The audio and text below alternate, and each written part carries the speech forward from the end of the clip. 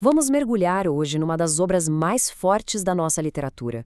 Esta é a história de Severino, um homem que basicamente caminha pelo sertão tentando fugir da morte. É uma análise de morte e vida severina, essa busca desesperada pela vida. Vamos pensar um pouco. O que faria alguém largar tudo, absolutamente tudo, e sair andando rumo ao desconhecido? É exatamente essa pergunta que move o Severino, que impulsiona a jornada dele, essa migração forçada, em busca de um fiozinho que seja de esperança no meio de tanta desolação. Então, a nossa história começa aqui, nesse cenário seco, duro e implacável do sertão nordestino.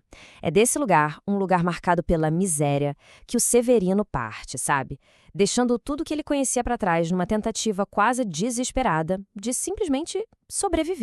E o nome dele, Severino, não é por acaso, viu? O nome ecoa a vida severa que não era só dele, mas de milhões de sertanejos. Ele não é só um personagem, ele é a personificação de toda uma experiência coletiva. Uma história de muito sofrimento, mas também de muita resistência. Essa jornada do Severino tem um nome bem específico, retirância. E olha, não se trata de uma simples viagem, não. É uma fuga, é um movimento de desespero de gente que abandona o sertão para escapar de condições de vida que se tornaram insuportáveis. A cada passo que o Severino dá em direção ao mar, ele percebe que não está sozinho. Tem uma sombra que acompanha ele o tempo todo, a morte. E ela não é um evento raro, não. Ela faz parte da paisagem, está ali, presente em cada curva do caminho. Primeiro, o encontro é com a morte causada pela fome. Severino vê de perto trabalhadores rurais sendo consumidos pela privação mais básica de todas. Uma fome que devora não só o corpo, mas a esperança também. Logo em seguida, ele encontra a morte que vem da própria terra. A seca que racha o chão, que arranca a vida de tudo e de todos, sem fazer distinção. É um espelho perfeito da própria dureza da vida severina. E por fim, vem a morte que nasce do desespero das pessoas. A violência que explode quando a luta para sobreviver vira a única lei que existe. É o resultado direto de uma sociedade que ruiu por causa da miséria.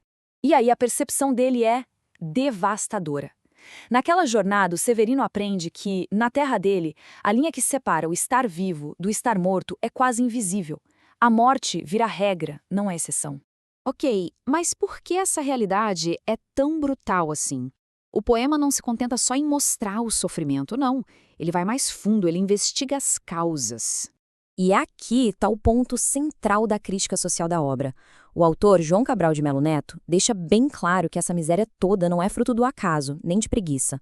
A situação do Severino é uma condição estrutural, ou seja, é a consequência de um sistema social profundamente injusto.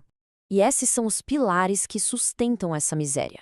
A falta de terra para plantar, o trabalho que não garante o sustento, um Estado que não aparece para ajudar e, talvez o mais cruel, um ciclo que se repete e prende famílias inteiras na pobreza, geração após geração. Depois de uma caminhada tão longa, tão sofrida, Severino finalmente chega ao litoral.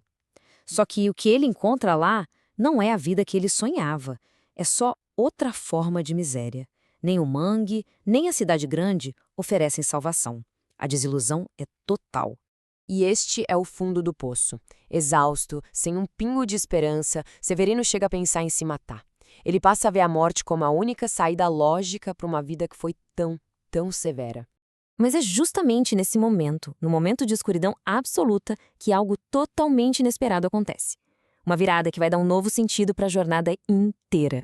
No meio da lama do mangue, da pobreza, do desespero do Severino, um choro de recém-nascido corta o silêncio.